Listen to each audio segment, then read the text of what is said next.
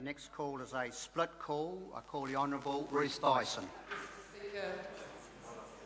This is working, it is. Great. You're absolutely correct. This is a split call. Can I thank you, Mr Speaker, for allowing me the privilege to speak in this bill. And I want to just make a very brief comment about the member who's just resumed her seat. And that is that the display that she's just put on for the rest of the House is very similar to that which she put on in Canterbury. And it caused not just concern, not just a bit of annoyance, but absolute outrage that somebody had the audacity to come from the other end of the country, arrive briefly in our city and tell submitters who were so distraught at losing their right to vote and were so poorly dismissed by the members of the government. But, Mr Speaker, I found it amazing that when submitters came to the table and said all we're asking for is the right to vote, that members of the National Party said, why is that such a big deal? Why is it important? People have died in other countries, literally arguing and fighting for the right to vote, but members of the National Party sat at a select committee saying, why is democracy so important? Aren't the commissioners doing quite a good job? We appointed competent people. Nobody's arguing about the competence or otherwise of any of the commissioners. What we asked for in Canterbury, and I still don't think it was a very big ask, was just the right to vote for our regional council.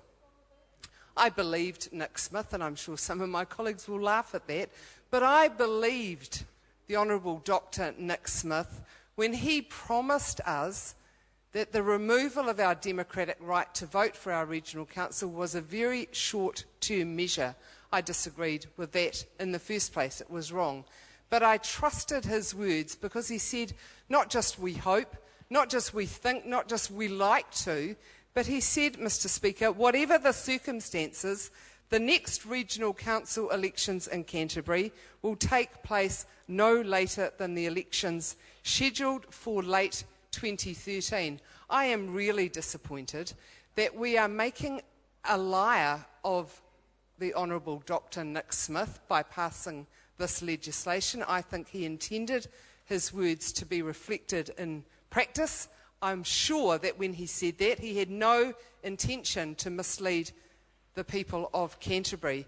But I'm further really disappointed that we are arguing about the removal of a democratic right to vote immediately prior to the departure, the valedictory speech of our former Speaker. And I want to pay tribute to Lockwood Smith, and he'll probably be a little surprised at that because it's not something that I've done a lot, but I have had great admiration for his ability as Speaker to let the debate flow in a way that acknowledged the depth of passion of politicians, whatever party they are attached to, but also ensured that the House generated a greater degree of respect than it has in the past.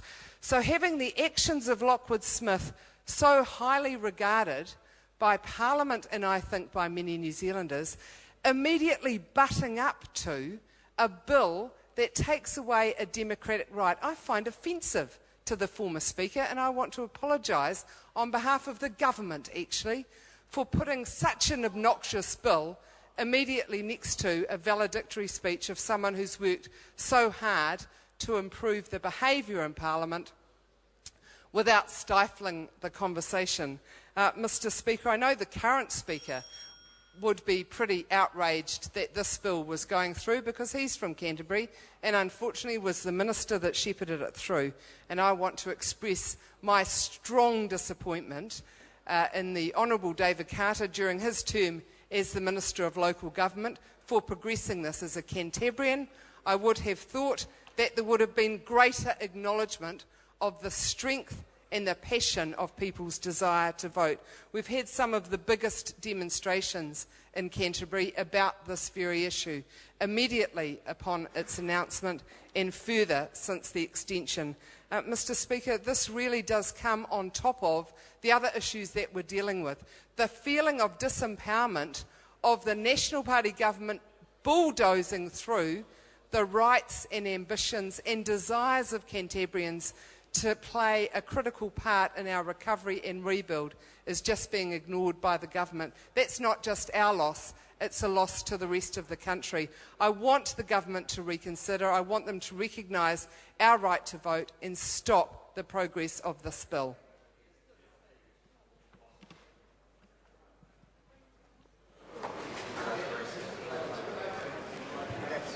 Mojo Mathers. Mr. Speaker.